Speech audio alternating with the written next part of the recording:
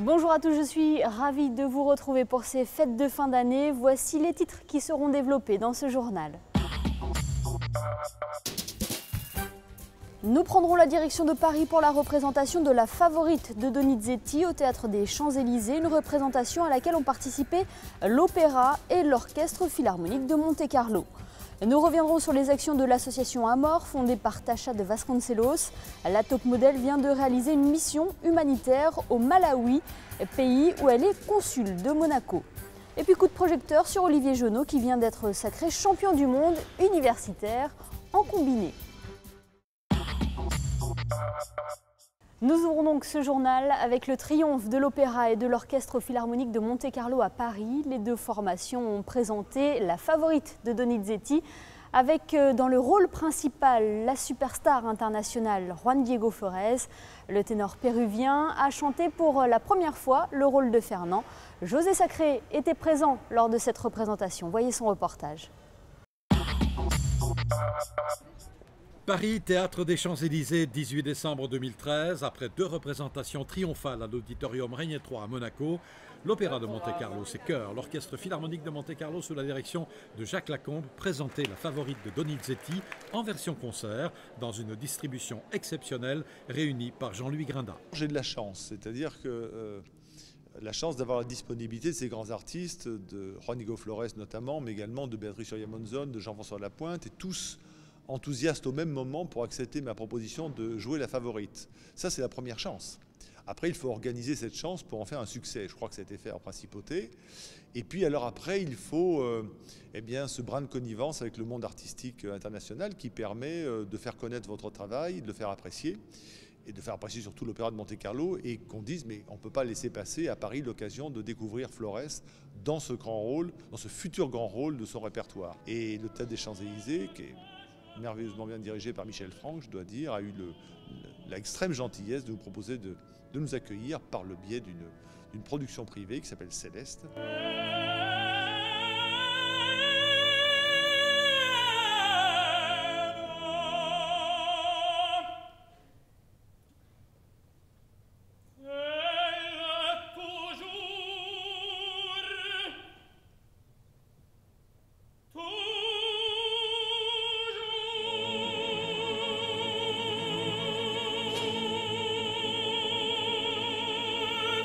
Quelle est votre opinion à vous sur cette œuvre de Donizetti? Il y a à plusieurs niveaux. D'une part, la qualité de l'inspiration mélodique est absolument remarquable. Le nombre de thèmes dans cet ouvrage qui sont vraiment de petits bijoux. Et je dirais que pour l'époque, il y avait déjà quelque chose de moderne, ce qui rend mon travail dans l'écriture d'orchestre, qui rend mon travail comme chef d'orchestre dans un ouvrage comme celui-là encore plus intéressant parce que l'orchestre peut par moments devenir presque un protagoniste, quand parfois les décors, l'atmosphère, parfois par un commentaire. Et donc il y a une très grande interaction entre le plateau et l'orchestre dans un ouvrage comme celui-là.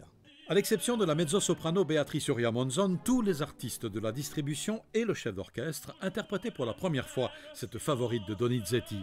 Juan Diego Flores, pourquoi avoir choisi l'Opéra de Monte-Carlo pour cette prise de rôle? I think that a concert form is ideal to make a debut. Je pense que l'idée de faire cette pièce en version concert pour ma prise de rôle était une très bonne idée. Et puis c'est bien aussi parce que je suis un ami du directeur artistique. So it's everything in a family, within a family, tout en famille. So I'm happy because of that. Vous avez travaillé avec plaisir avec les chœurs, l'orchestre, le cast? Oui, avec très plaisir. Ils sont tous fantastiques. Et l'orchestre est formidable, le chœur. Et le cast, et le maître d'orchestre, tous.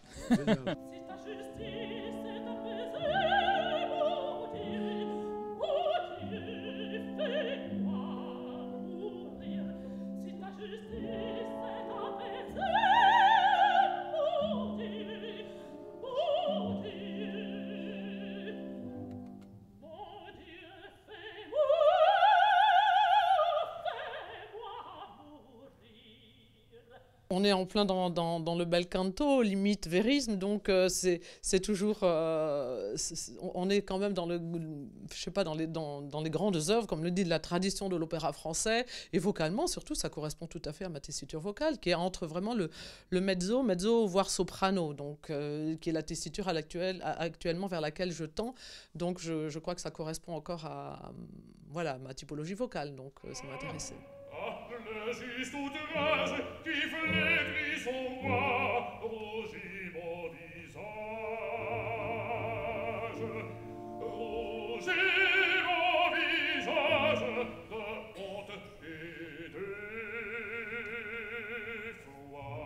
J'adore la version concert.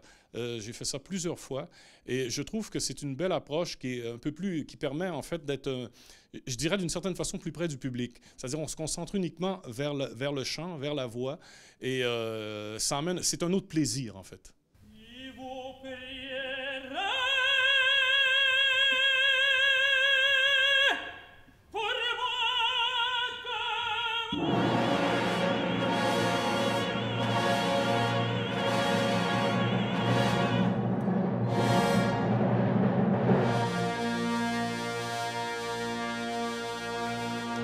Comme à Monaco, le Théâtre des Champs-Élysées a fait un véritable triomphe à Juan Diego Flores et à tous les artistes de cette production de l'Opéra de Monte-Carlo.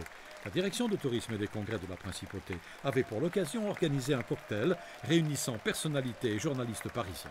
Réaction du directeur.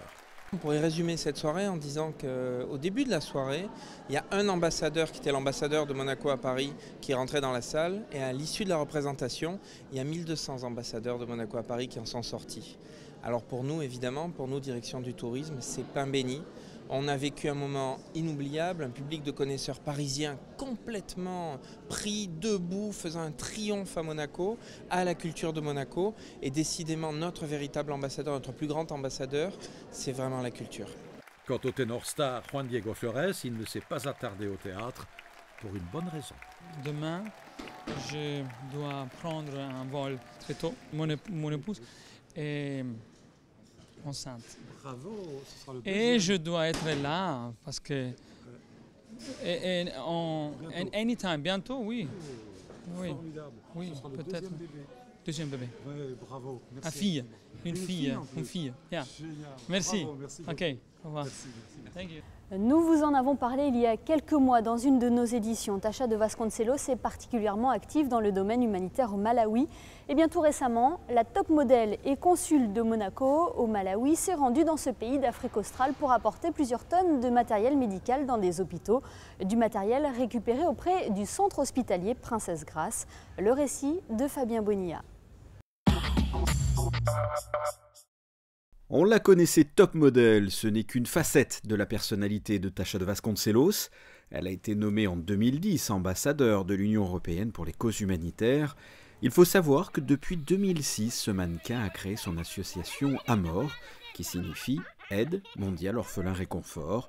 Les dons récoltés permettent de construire des centres de soins au Malawi, notamment pour accueillir des femmes enceintes et des enfants. Depuis 2006, plusieurs milliers de bébés y sont nés en bonne santé. Ils ont des hôpitaux sains pour faire les naissances qu'ils n'avaient pas. Ils étaient obligés de marcher 5 heures et quelquefois le bébé sûrement est mort et la maman aussi. Le tuberculose, le malaria, beaucoup de maladies qui ont touché les mamans a été diminué avec cette aide de soutien. That's why Malawi, it's Africa. Mais c'est aussi le pays où il n'y a peut-être pas autant de ressources naturelles, mais une énorme chaleur humaine. Il y a quelques semaines à peine, le top modèle a inauguré le 3e hôpital construit au Malawi grâce à sa fondation. Dans ses bagages, Tacha de Vasconcelos a ramené au total 22 tonnes de matériel qui serviront à remplir ce nouvel hôpital. Du matériel donné par le CHPG, des lits et des fauteuils médicalisés, des brancards, des déambulateurs ou encore des baignoires spécialisées. La mairie de Monaco a également offert des lits bébés. Ce partenariat avec les 3 conteneurs de 100 mètres cubes d'équipements précieux est vraiment donné avec beaucoup de cœur et qui va changer la vie. L'aide apportée par Tasha de Vasconcelos est importante. Pour preuve, sur place, elle a reçu notamment le soutien de Joyce Banda, la présidente de la République du Malawi. Tasha de Vasconcelos est attachée à ce pays d'Afrique australe. Elle est née juste à côté au Mozambique et a vécu 2 guerres civiles. En juillet dernier, Tasha a été nommée consul honoraire de Monaco au Malawi. Le Malawi est un des pays les plus pauvres de l'Afrique. Il faut savoir que l'espérance de vie est de 50 ans. L'âge moyen est de 16 ans et demi à peine. La principale cause de mortalité est l'infection due au VIH. D'autres maladies graves touchent le Malawi, la pneumonie bactérienne, la tuberculose, la lèpre, sans oublier bien sûr un autre fléau, le paludisme. Coup de projecteur à présent sur Olivier Genot, fraîchement diplômé d'une école d'ingénieurs. Ce jeune sportif de 25 ans a décidé de se consacrer à 100% au ski pendant 2 ans. Une décision qui vient de payer puisque le skieur monégasque vient d'être sacré champion du monde universitaire en combiné. Dominique Poulain l'a rencontré, je vous propose de l'écouter. C'est une étape dans un projet sportif qui va continuer et c'est beaucoup de plaisir et voilà, c'est un cadeau que j'attendais pas forcément à ce moment-là. Cette victoire était inattendue? C'était pas en tout cas l'objectif du moment et elle est venue, on l'accepte avec plaisir. Et quand on franchit la ligne d'arrivée, qu'on voit que on est en tête, qu'on a fait le meilleur temps, etc., qu'est-ce qu'on ressent à ce moment-là? Là, pour le coup, c'était pas mal d'étonnement parce que le combiné, du coup, regroupe plusieurs disciplines. Donc, c'est pas simplement l'histoire de passer la ligne d'arrivée. Ça s'inscrit sur plusieurs journées de compétition. Et là, c'était magique. C'est une grande aventure, les championnats du monde universitaire. Et je ne m'attendais pas à me retrouver à cette place-là. A noter qu'Olivier Genot est soutenu par la Fondation Cédric et Christophe Lojac. Avant de vous dévoiler les prévisions météo pour les prochains jours, je vous propose de découvrir la crèche sur la place du Palais Princier. Elle est à découvrir jusqu'à la mi-janvier. Maison, décor naturel, santons, plus d'une centaine de pièces composent cette crèche de Provence, imaginée par une collectionneuse passionnée, Fabienne Mourou. Voilà pour ce tour d'horizon de l'actualité en principauté. Voici à présent les tendances météo pour les prochains jours. Le temps sera pluvieux pour ce jour de Noël. Une amélioration est toutefois prévue l'après-midi. Les températures varieront entre 10 et 12 degrés. Jeudi, les nuages seront toujours omniprésents. Le risque d'averse persistera. Le mercure se rapproche des normales de saison. Vendredi, temps agréable et légère hausse des températures. Et enfin, samedi, nouvelle détérioration du temps avec de la pluie par moment. Il fera un maximum de 12 degrés au meilleur moment de la journée. Ce journal est à présent terminé. Dans quelques instants, pour marquer cette soirée de réveillon, un programme inédit et exceptionnel. Le comédien Philippe Cobert, en partenariat avec Monaco Info, offre aux téléspectateurs la pièce avec laquelle il tourne en ce moment, Marsillo, une pièce qu'il a présentée tout récemment au Théâtre des Muses. Passez de très bonnes fêtes de Noël et à très bientôt sur Monaco Info.